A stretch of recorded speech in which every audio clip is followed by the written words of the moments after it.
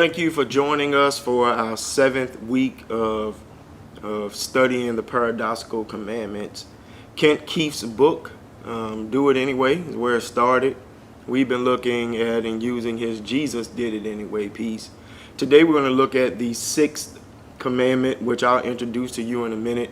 But I just want to take a second to tell you that we appreciate you being here on this journey. If this is your first week, that's fine. Jump in today, and then you can go back and check out our Bible studies, our sermons, our worship services are all found in the same places. You can go to YouTube, SMZBC Worships, one word, SMZBC Worships, and you can find the old Bible studies there, the preceding 6 weeks of Bible study. You can also go to our church's Facebook page, 6th Mount Zion Baptist Church, Richmond. You can go there to find out. You can go there to find it as well. You can go to Twitter and you can look through our tweets there, and you'll see us tweeting out our old Bible studies and our worship services. Yeah, so you can catch up. If this is your first time, we're glad that you're with us. If you've been with us every week, thank you. You also can tune in to our church's conference call number, 203-9011. Now, real quickly, paradoxical commandments. I've been saying this every week.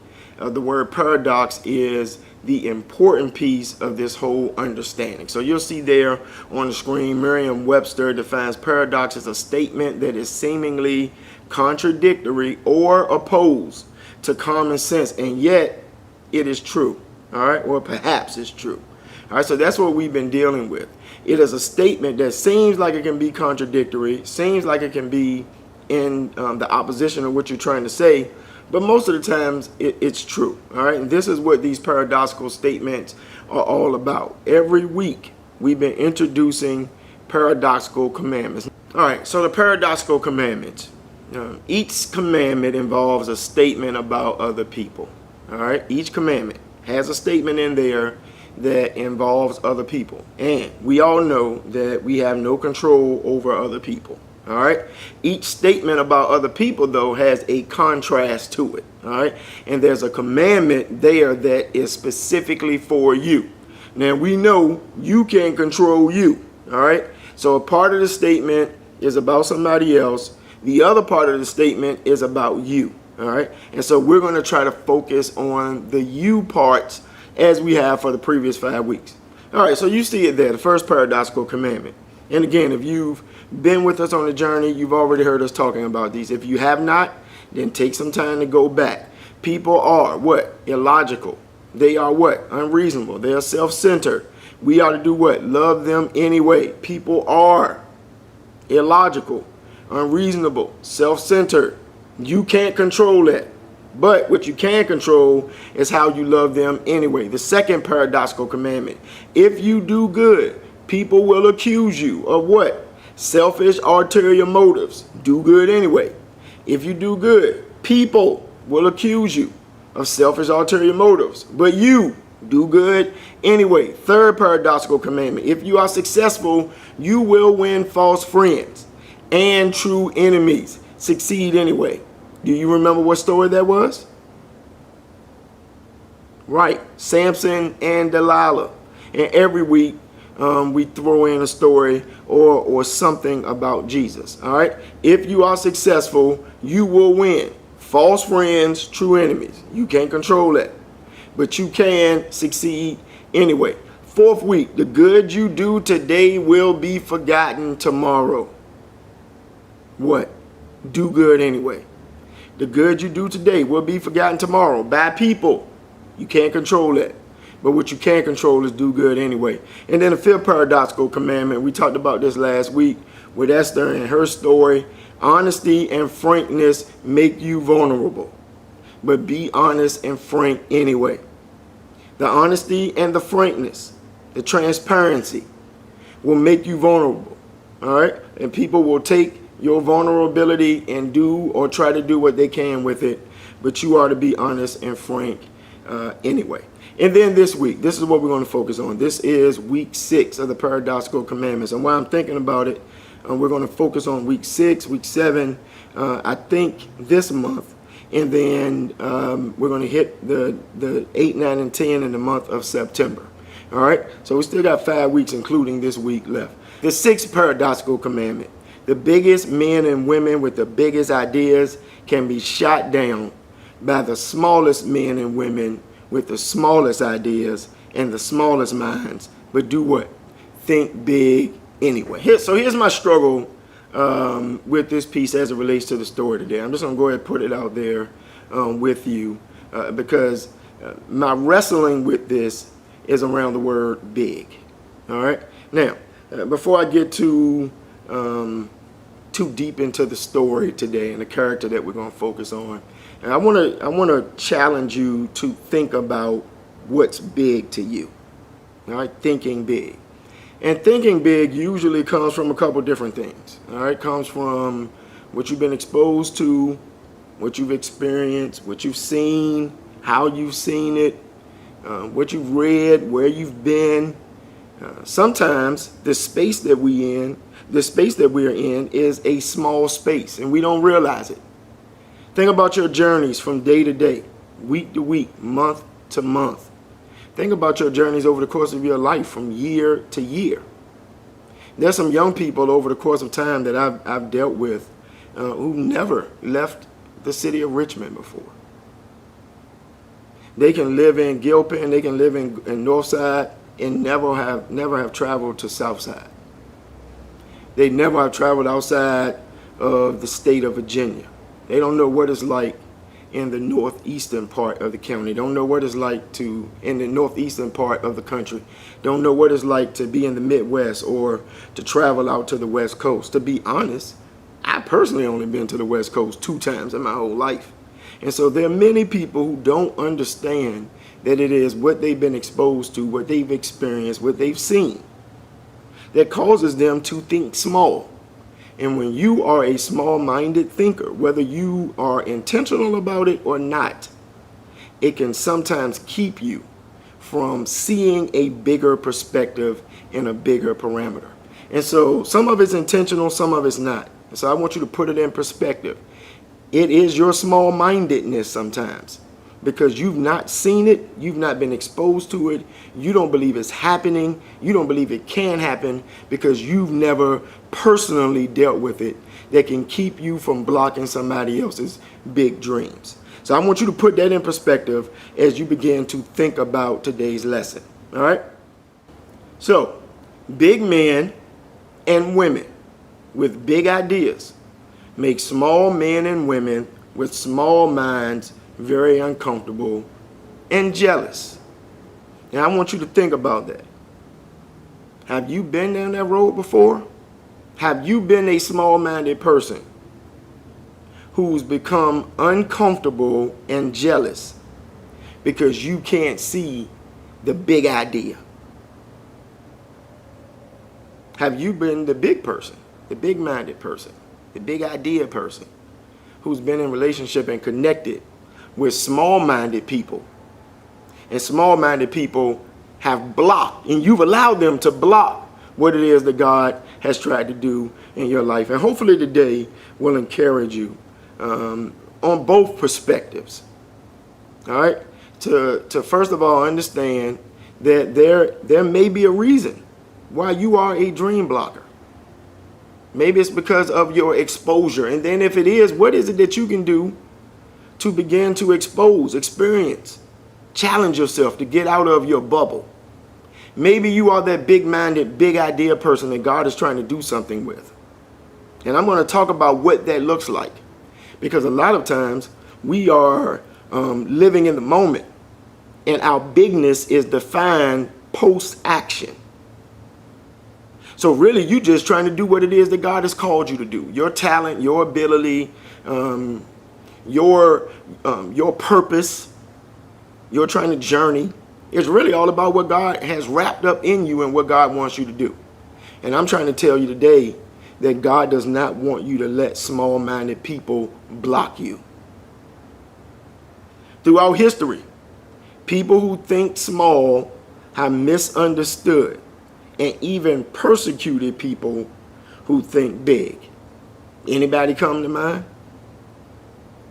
Now, I'm certain if you go back in history, you can start to begin to list folk. If you even go thinking through your spiritual history, you can start to begin to list folk. Now, I'm not going to start to think, but instantly in my own mind, some of the more recent things are those who were fighting for civil rights, those who were fighting for human rights, those who participated in civil disobedience. And I was reading something earlier. I was talking about Mahatma Gandhi and his struggle. I clearly think about the people, black and brown people, who've been trying to fight for rights and fight for their own people. And they've constantly been told that what they are trying to achieve, what they've been trying to push for, what they're trying to fight for is too big of an idea. Well, we're going to introduce you to a story today. All right, a story about a brother named Daniel. You know Daniel's great stories. I'm certain that you've heard about Daniel and Meshach, Shadrach, and Abednego. And I think that's the 3rd chapter of Daniel. And they're standing true to their beliefs. Well, there's another story that is very important that many of us have encountered and engaged along the way, and that is Daniel, the 6th chapter. Now, I mentioned this earlier. Here's my struggle with this story. Kent Keith, I know, has good intentions, and as Jesus did it anyway, with this particular story. And so he talks about big men and women with big ideas, big minds being stopped by small-minded people. I don't really want to focus so much on the big idea because I'm not really sure there is a big idea in this text. But what I do think is big and big-minded and a big idea is following and walking in your purpose as it relates to your relationship. Now, I'm not sure whether or not Daniel would identify himself as a big person in the text or a big person in the journey while he's going through it. The same way some of you are listening to me right now are doing some big things, but you really think that it's you just walking in your gift, walking in your talent, walking with the abilities that God has given you, and you simply trying to operate and walk out the will and the purpose of God. So I'm not going to focus on Daniel's big idea as much as I am on the fact, on this fact, that Daniel is walking in his purpose and his calling, and it led to a big move. All right, so journey along with us real quickly. I'll try to jump in here or there to share some things, but we're primarily in the 6th chapter of Daniel. So unlike the other weeks, we're not jumping all over. We are staying in the 6th chapter of Daniel. 6th chapter of Daniel. Let's listen to the story. It pleased Darius to appoint 120 satraps to rule throughout the kingdom, with 3 administrators over them, one of whom was Daniel. The satraps were made accountable to them so that the king might not suffer loss. Now Daniel so distinguished himself among the administrators and the satraps by his exceptional qualities that the king planned to set him over the whole kingdom. At this, the administrators and the satraps tried to find grounds for charges against Daniel in his conduct of government affairs, but they were unable to do so. They could find no corruption in him because he was trustworthy and neither corrupt nor negligent. So why are they thinking small? I mean, it's right here in the text. Daniel so distinguished himself among the administrators and the satraps by his exceptional quality. The text says that the king planned to set him over the whole kingdom. Daniel simply was doing what he was supposed to do, using the gifts, talents, abilities that God had given him. And because the king had planned to set him over the whole kingdom, the other small-minded folk became upset. Finally, these men said, "We will never find any basis for charges against this man Daniel unless it has something to do with the law of his God." Here is the hole, and this is where I want to just park for a second. They found where they want to try to minimize him. The way to minimize a big idea, a big thought of somebody who is trying to do something that is big in your eyes is to try to find a hole in who they are. And so here the text focuses in on his relationship his faith. All right. Here he is, an Israelite, a Jew, and he has a differing faith, a differing relationship with God, Yahweh. He is looking at God in a different way with a different perspective. And they are going to try to use it to minimize who he is. Small-minded folk, small dreams, small goals. They're fine where they are, and they want to keep Daniel from being at that place. So these administrators and satraps went as a group to the king and said, May King Darius live forever. The royal administrators, prefects, satraps, advisors, and governors have all agreed that the king should issue an edict and enforce the decree that anyone who prays to any god or human being during the next 30 days, except to you, your majesty, shall be thrown into the lion's den. Now, your majesty, issue the decree and put it in writing so that it cannot be altered in accordance with the law of the Medes and Persians, which cannot be repealed. So King Darius put the decree in writing. So here they are, small-minded, small people. And this is what small-minded, small people do. They control, they plot, they scheme, they do everything they can to destroy those who have God's favor. And they will use anything, they will use anybody. And that's why you cannot let those who are small-minded, who are trying to keep, because at the end of the day, hear me, I hope somebody is listening to me today. God is using you to do something big. And you may not even realize it, you may not even see it, you may not even know what it is, but God is using you right now. And when you allow small-minded, small thinkers, small petty people to try to minimize and block what God is doing, then you are not only stunting what God is doing through you, but you can allow what God is trying to do to be stunted. All right? So God's favor is on you. Don't let the small-minded, the small people block you. Now when Daniel learned that the decree had been published, he went home to his upstairs room where the windows opened toward Jerusalem. 3 times a day he got down on his knees and prayed, giving thanks to his God, just as he had done before.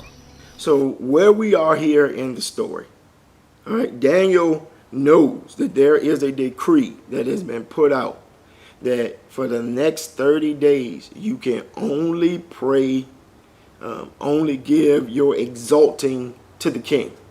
All right. What does Daniel do though? The text says, now when Daniel learned that the decree had been published, he went home to his upstairs room where the windows open toward Jerusalem. Now I'm trying to jump into this. Commentary writers say that the upstairs room means that he has some level of money or authority. They wrestle back and forward whether or not Daniel opened the windows or the windows were open. But Daniel did what? Intentionally. And this fits right now within the context of where we are. We're in a season of civil disobedience. And this is exactly what Daniel does. Daniel knows what the law says, but it does not line up with Daniel's ethics, doesn't line up with his morality, with his integrity. So Daniel does what? 3 times a day, he gets down on his knees, he gives thanks to God, his God, just as he had done before. The piece that I think jumped out at me as I was studying for this is this: for those of you who God is using, stay committed to what is important for the journey. All right? Stay committed, because actually it is your faith. It is your relationship. It is your journey. It is your walking with God that will lead to the bigness of whatever it is that God is trying to do. So I'm certain that Daniel would not say that what I am doing is big. I'm just doing what I'm supposed to do. And I'm trying to tell you today that God says stay focused on what it is. You may not know what it is. You may not know where it's going, but stay focused. All right, let's keep on going. Then these men went as a group and found Daniel praying and asking God for help. So they went to the king and spoke to him about his royal decree. Did you not publish a decree that during the next 30 days, anyone who prays to any god or human being except to you, your majesty, would be thrown into the lion's den? The king answered, The decree stands in accordance with the law of the Medes and Persians, which cannot be repealed. Then they said to the king, Daniel, who is one of the exiles from Judah, pays no attention to you, your majesty, or to the decree you put in writing. He still prays 3 times a day. When the king heard this, he was greatly distressed. He was determined to rescue Daniel and made every effort until sundown to save him. Then the men went as a group to King Darius and said to him, Remember, your majesty, that according to the law of the Medes and Persians, no decree or edict that the king issues can be changed. Very well. All right, so the text says what? That the king is distraught. He didn't want to order Daniel thrown into the lion's den.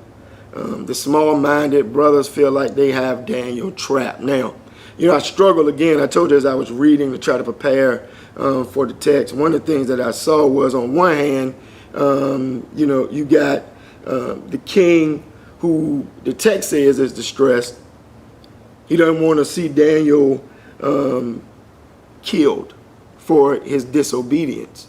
But this is also a king. Now, on one hand, he's compassionate, but this is also a king who, for something as simple as not following the creed, will see you eaten alive by some lions that he has set up to take care of folk like you who break the law. And this is what small-minded people can do. They can try to extinguish big ideas and big people without you even knowing what is happening. And Daniel is operating in the context of disobedience civilly, but he doesn't even have an idea that these folk have set him up to keep him specifically from doing what God wants him to do. How many folk, you ever thought about it? There are people who wake up in the morning and their job is to stop you from being what God wants you to be. And I'm trying to tell you today, that's why you tuned in today, to be encouraged. I've got a call. I've got a duty. And I can't let smallness, pettiness, I can't let it stop me from being what God wants me to be. So the king gave the order, and they brought Daniel and threw him into the lion's den. The king said to Daniel, May your God, whom you serve continually, rescue you. A stone was brought and placed over the mouth of the den, and the king sealed it with his own signet ring and with the rings of his nobles, so that Daniel's situation might not be changed. Then the king returned to his palace and spent the night without eating and without any entertainment being brought to him, and he could not sleep. At the first light of dawn, the king got up and hurried to the lion's den. When he came near the den, he called to Daniel in an anguished voice. Daniel, servant of the living God, has your God, whom you serve continually, been able to rescue you from the lions? Daniel answered, May the king live forever. My God sent his angel, and he shut the mouths of the lions. They have not hurt me, because I was found innocent in his sight. Nor have I ever done any wrong before you, your majesty. So Daniel's thrown into the lion's den at the first light of day. I don't know if there's some type of law of how long you got to leave him down before somebody can check, but as soon as the restricted time has passed, the king jumps up, he goes down, he hollers out for Daniel, and Daniel responds. Now here's the message, and hopefully you get it. What God has for you is for you. And there is nothing that a small-minded person can block if you stay focused in the journey. Now, yes, it was scary. Those lions were supposed to pull Daniel limb from limb. The whole point of Daniel being thrown into the lion's den was for Daniel to be eaten, murdered, killed, becoming a snack.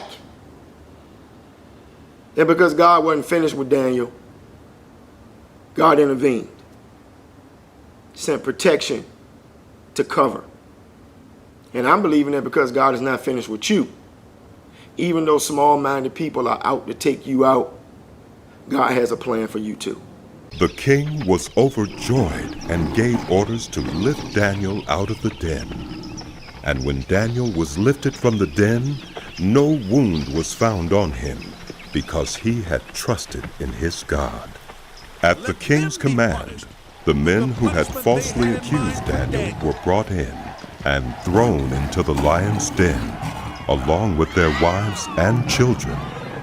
And before they reached the floor of the den, the lions overpowered them and crushed all their bones. Then King Darius wrote to all the nations and peoples of every language in all the earth. May you prosper greatly. I issue a decree that in every part of my kingdom, people must fear and reverence the God of Daniel.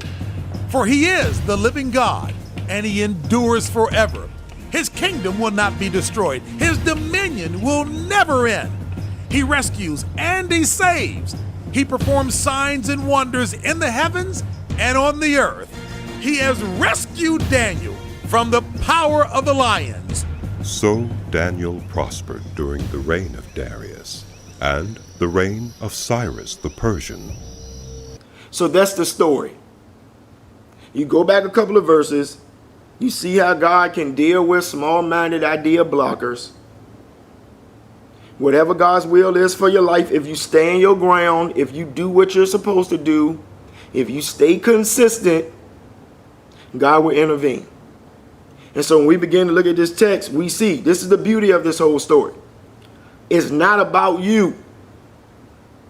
And you cannot let small-minded, small idea people take you out. At the end of the day, God got the glory because of Daniel's consistency. God got the glory because Daniel stood up. God got the glory because Daniel, even when he knew he was not supposed to pray to God, he went and did it anyway. I don't know if he opened up the window so they can hear him. Whatever the case. It said 3 times a day. Daniel was disobedient in a civil manner. Sometimes you got to stand up against what you think is unlawful. I hope you hear me. Sometimes you got to stand up against those things that don't seem right. They're not ethical. They're not moral. Sometimes you got to stand up against those things that are done without any integrity. And at the end of the day, what? God got the glory. The king told everybody to celebrate Daniel's God. And because of Daniel's action, look at the text at the end. So Daniel prospered during the reign of Darius and the reign of Cyrus. God bless Daniel, even when the small-minded people wanted to take him out. So again, yes, Daniel was shot down by small men with small minds, but it did not change his faith. But hopefully you're getting the point that the bigness for Daniel was serving God in a big way. Small men and women feel threatened by change, so threatened by change that they don't want things to get better, because to get better, things would have to change for them. Small-minded folk are usually walking and working in their own perspective for their own good. They're usually selfish. They're usually illogical. They can go back to the first paradoxical commandment. They focus on them. Small men and women feel threatened by change. Change impacts them, even if it makes better for everybody. They rather for everybody else to stay small as long as they can benefit. And so, yeah, change means adjustments. Now, every time or every week we do this, we end with Jesus. So we're heading to the finish line. Jesus came to bring the new gospel, and he too was shot down by what? Small men with small minds. Shot down by small women with small minds. I shared this again earlier. Big is simply about being. You let folk define you and your movements and your actions as big. I told you earlier, the big usually comes as a post-action. All you got to do is stay focused. Walk in your talent, walk in your ability, walk in your gifts. That's what Jesus did. You look at this text from Matthew 13:53 through 58. When Jesus had finished these parables, he moved on from there. Coming to his hometown, he began teaching the people in their synagogue, and they were amazed. Where did this man get this wisdom and these miraculous powers? They asked. Isn't this the carpenter's son?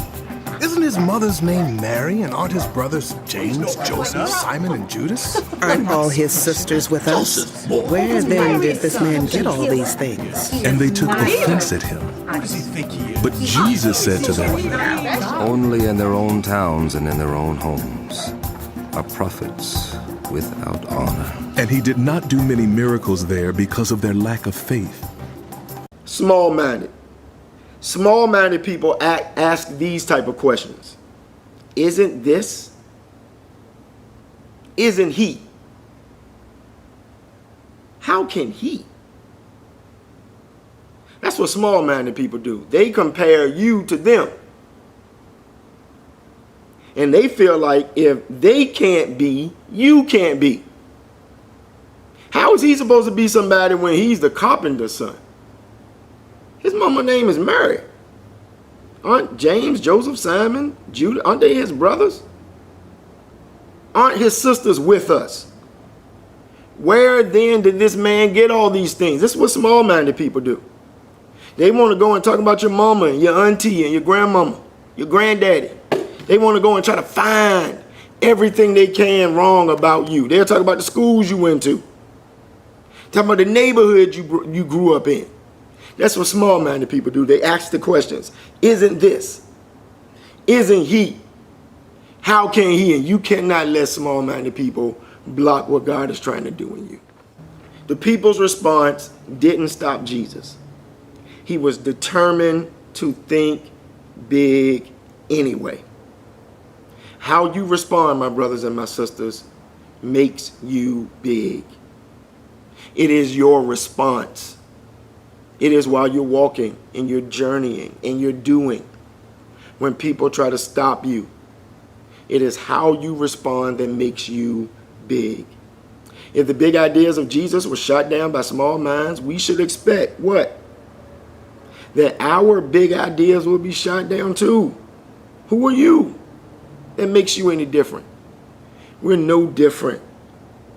There are going to be times when you're not going to be supported. You're not going to be coddled. You're not going to be encouraged. No one is going to give you a hug. They're going to do everything they can to block you.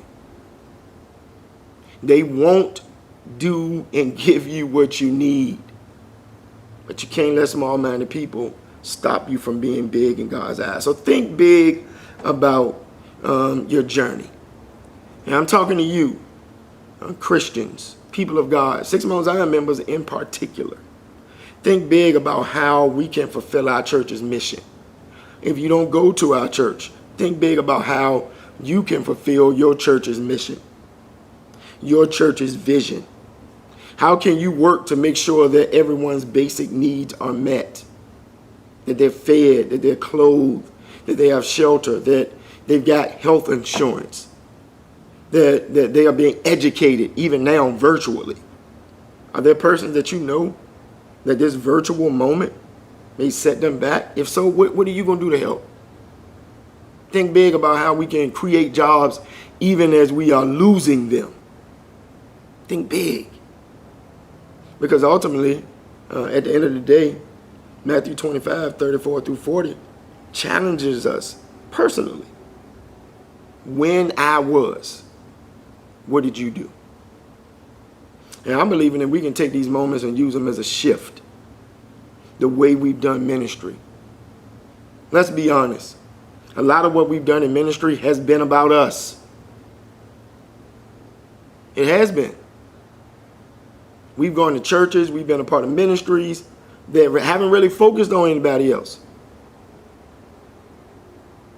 And so you come, you hear the preacher tell you that the Lord is going to open up a door, going to bless you, and you focus on you. The songs from the choir about you. The prayers are for you and about you. Maybe God is trying to shift something for the church, and the church is you. Think big about how you can fulfill the mission of the kingdom. Think big about how we can work to put an end to war. This is just my challenge. How you can put an end to wars, racism, classism, sexism, diseases. Think big about how you can take steps so we can have a fair, democratic with a D, not about partisan, election. And that justice will prevail. What are you doing right now? The General Assembly is meeting. Legislation is going forth. Have you spoke to your legislator to tell them what bills you are trying to encourage? I heard on yesterday that the governor threw out some more different proposals about how we can have a fair and democratic election. Regardless of who wins, a fair and democratic election is your right.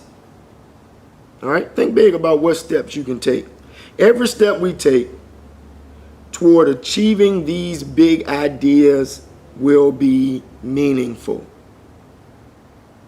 There are those who will tell you that your big ideas cannot be achieved. There are those who will try to shoot you down. There were those who will laugh at you. You don't believe me? Go back and look at the book of Genesis, the first book in the Bible. One of the great stories. Joseph had dreams that God had deposited into his spirit. His brothers were not feeling the dream, so they tried to kill him. The very small-minded, petty people are the ones that God will sometimes use to be a vessel to your blessing. Remember, Jesus did not teach us about limits. Jesus taught us to move mountains. Jesus encouraged us to move beyond limits that may shackle you. That's my word for you today. I pray that you won't let small-minded people stunt you, stop you from being what God has for you. All right, that's it for today. But remember, the biggest men and women with the biggest ideas can be shot down by the smallest men and women with the smallest minds. You see it here on the screen. Love them anyway. Do good anyway. Succeed anyway. Do good anyway. Be honest and frank anyway. Today, think big anyway. Don't let small-minded people steal what God has for you. What God has for you is for us. It ain't just for you. God's trying to work through you so that God can be a blessing to us. All right, join us next week. People favor underdogs. This is Paradoxical Commandment number 7. People favor underdogs, but follow only top dogs. Fight for the underdogs anyway. I thank you for joining us this week for our 7th week of Paradoxical Commandments as we study the 6th Paradoxical Commandments. 6 Mount Zion members, if you don't mind, why don't you jump on Zoom with us real quickly, and we want to talk to you and just see you, spend a few minutes. The Zoom number is on the screen, and you'll probably have received an email with that number as well. Jump on Zoom. Those of you who are on Uber conference call, hang on, all right? Just give us a few minutes. We want to talk to you and just say hello. For those of you who are not jumping on, continue to keep us in prayer as we continue to pray for you. We're going to have our prayer call tomorrow morning at 7 a.m., 203-9011. If you want to join us in prayer for a few minutes, we are continuing to pray for our sick and shut in here at the Mount and praying for sick and shut in communally and across this country and this world. Join us in prayer. And then finally, if you want to, won't you sow a seed into our ministry? We've been doing this every week. We know it's the summertime. God is pushing us still to continue to do work that we need to do to our building. Won't you sow into us? www.smzbc.org, Cash App, $, SMZBC, Venmo, SMZBC. You can mail it to the church, 14 West Duval Street, Richmond, Virginia, 23220. You can come by and drop it. But if you feel blessed, deposit something into what we're doing here at the Mount. God bless you. We love you. Mount members, I'm going to see you in a minute. For the rest of you, take care. Have a great rest of your Wednesday.